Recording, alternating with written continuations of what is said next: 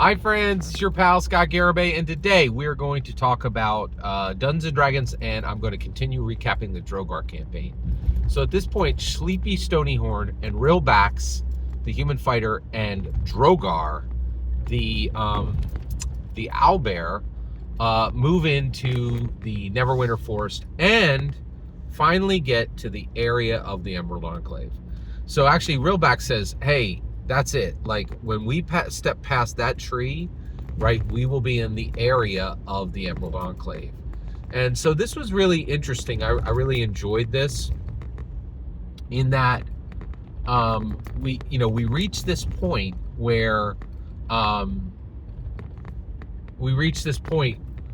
they're in the space of the Emerald Enclave, and they've come here specifically to talk to the Emerald Enclave, which is a collection of druids and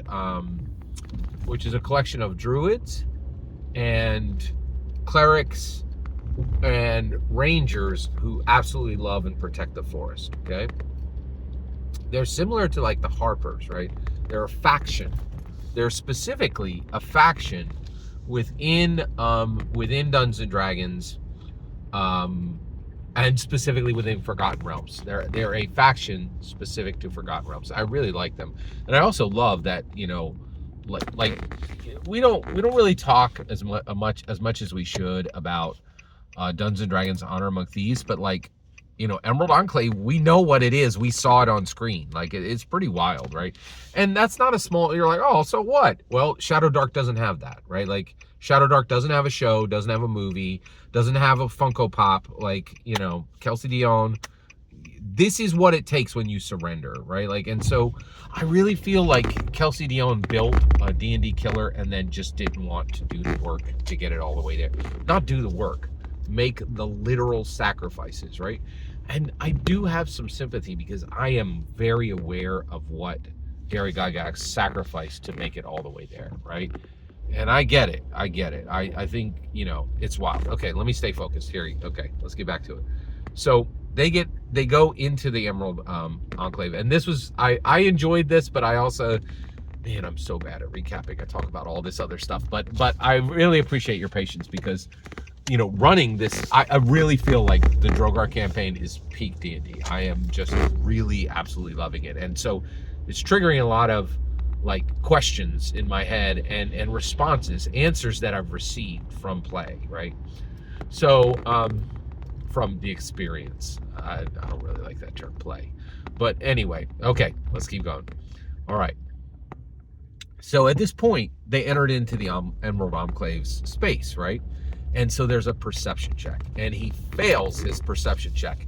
And one thing that was really nice is I do some like I push against the goad, and he had an extra die like this. I own all the Yahtzee D6s, and they are epic. They're so like D&D. Literally every face has a D&D character on it, and they're the most official D&D D6s you can possibly buy. Like they're beyond.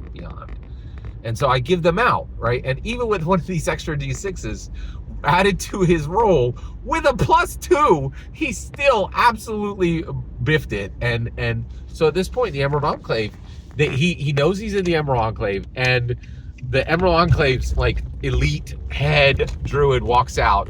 And I'm like, also, you see this one dude like 15 feet behind a tree, and he's not even hiding that he's hiding. He's just like kind of subtly standing there, but behind a tree, like, hey, why don't you have this conversation with my leader, and then if things go wrong, I'll kill you, right? Like this is, and then what's even worse is I had warned them, right? Like actually, Rilbax actually warned them and said, when we go in there, right, this is their space.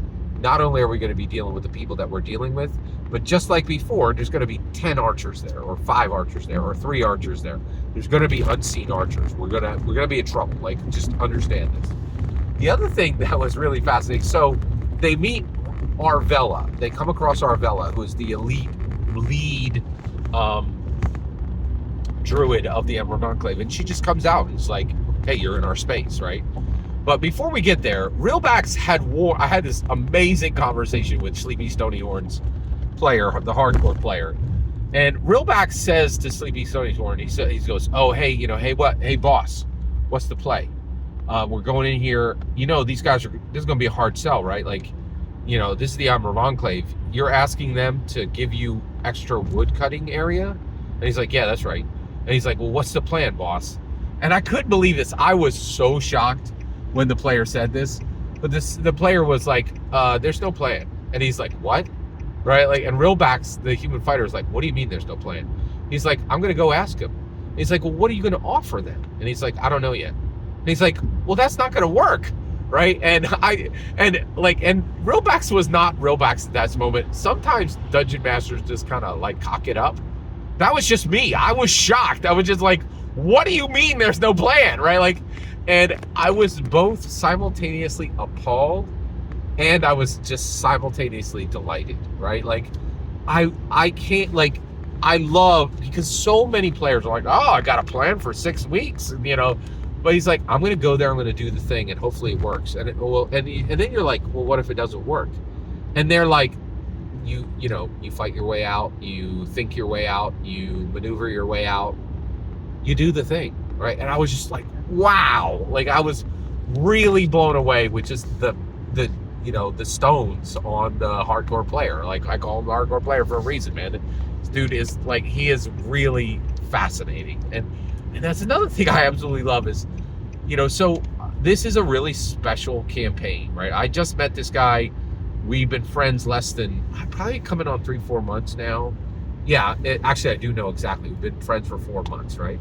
But I'm learning about him, not just like when we go out and get dinner, but also when we go out and actually when we get together and we play D&D. Like, it's wild. It's really wild. And so I was really blown away by him, not having a plan. So he gets in front of Arvella, and Arvella says, hey, you're in our space. You're currently in the Emerald Enclave. I'm sure you didn't mean to stumble in, but you have stumbled in. Why are you here? So Sleepy Stony Soren says, hey, thank you. Introduces himself as Pathfinder of Forge Lord Shram. Okay? Now this does, like, nobody doesn't know what that is. Like, they know what Forge Lord Shram is, and they know that Forge Lord Shram has Pathfinders across multiple roots, right? So Sleepy Stonyhorn ain't the only Pathfinder for Forge Lord Shram, like from Mount Hope now, right? There are other ones, okay? But immediately that tells her, hey, you're dealing with somebody serious here, right?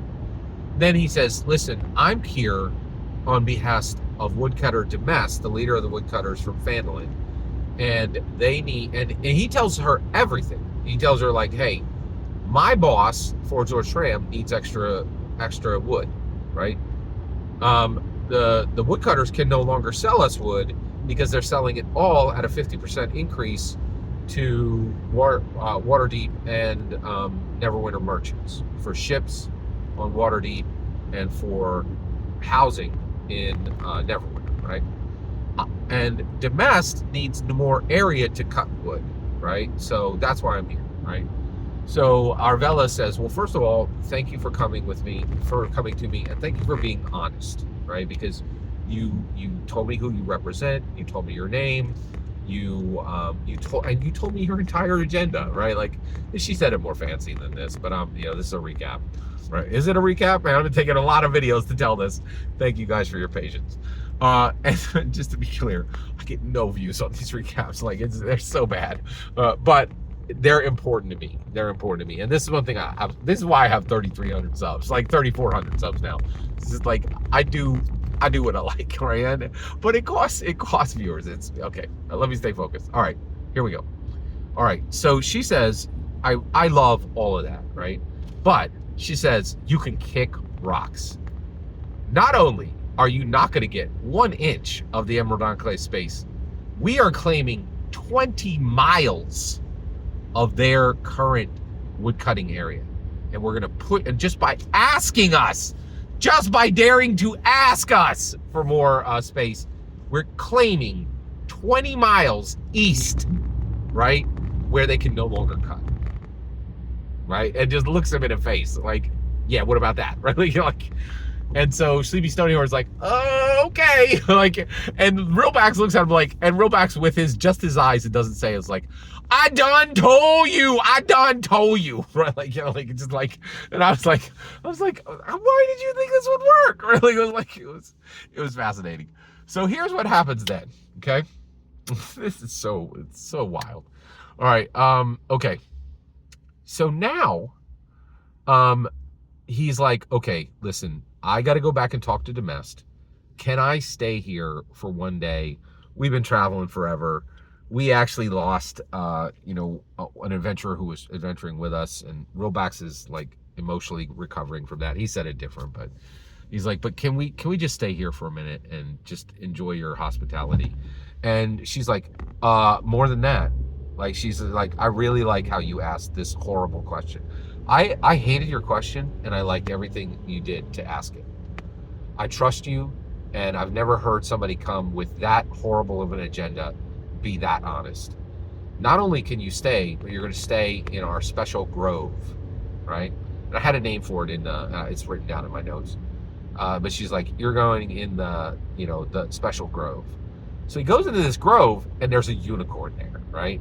And I'm like, this is their most magical grove, and these guys do not play. I want you to understand how powerful the Emerald Enclave is, right? So just by staying for a single day in their grove, you get a +2 to any of your attributes you choose, right? So he gets a +2, and he puts it into his wisdom, which I was very impressed, right? I think his wisdom's up to like 20 now. It's like really high. Actually, it might be 18. It's either 18 or 20, but he immediately put it into that. Then, at the beginning of our session, before we started playing, he apologized. The hardcore player apologized to me. He said, listen, I have a subclass. I'm 3rd level. I have a subclass from my ranger, which I need to choose, but I haven't chosen it. And the reason why is I'm getting a little bit of like analysis paralysis. I'm trying to choose, and I just can't. I want to choose the right one, but I can't choose it yet. So I'm playing today with my 3rd level. I'll have my proficiency bonus. I'll have my extra hit points, all that. But I don't have my subclass chosen yet. And I'm like, no problem, you got it. And I was like, just so you're aware, in Dungeons and Dragons, there's this thing called the River of Time, right? Now, that's the wrong name.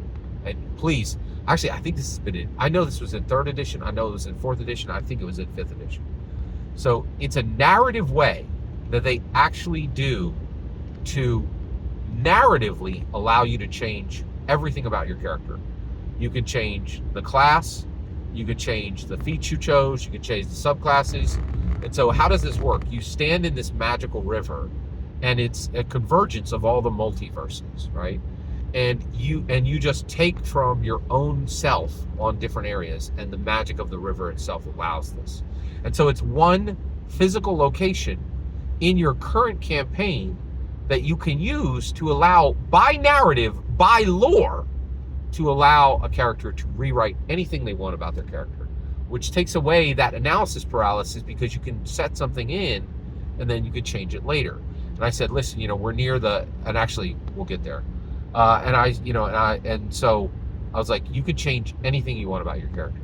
Now get this, at this point, I was about 5 minutes away from the end of the session, okay? And I've never had this happen before. We were at about an hour 15, right? And the player said, hey, I would like to stop right now, right? And I was like, okay, why? And then he was like, I have so many decisions to make, and this river thing. Oh, and by the way, I said, in the grove is the river, right? So now he has access to the river, and he's like, I really want to stop right here, right? And he's like, because I want to reset everything about my character and use this opportunity to come in with everything set, right? And I was like, no problem, you got it, right? Now, normally, we go between an hour to 2 hours, right? And I shouldn't say normally, this is only our 2nd session, but I never run more than 2 hours. If I get, you have to drag me there with horses to get me to run more than 2 hours. I just don't like 3-4 hour games. And the reason why is I'm just like you. I love a 4-hour game that rocks, right? But the reality is games can turn suck for a lot of reasons. One, if you have a new, a good GM can suck hitting that 3rd or 4th hour. They might not have eaten or whatever. But I hate that 3rd, 4th hour getting trapped in a thing that's we're just past it, man. This is America in 2025. Nobody's doing anything for 4 hours. It's ridiculous. So, but he has to end, and this was the end of session 3, and that is my final recap for session 3. You guys have been incredibly patient. We're all caught up. This is where we are in the campaign right now. Every single word you just heard is my humble opinion. The important part is when I get to hear your humble opinion. When you get in the comments and send your traffic, please consider liking, subscribing, and have a fetch millennium.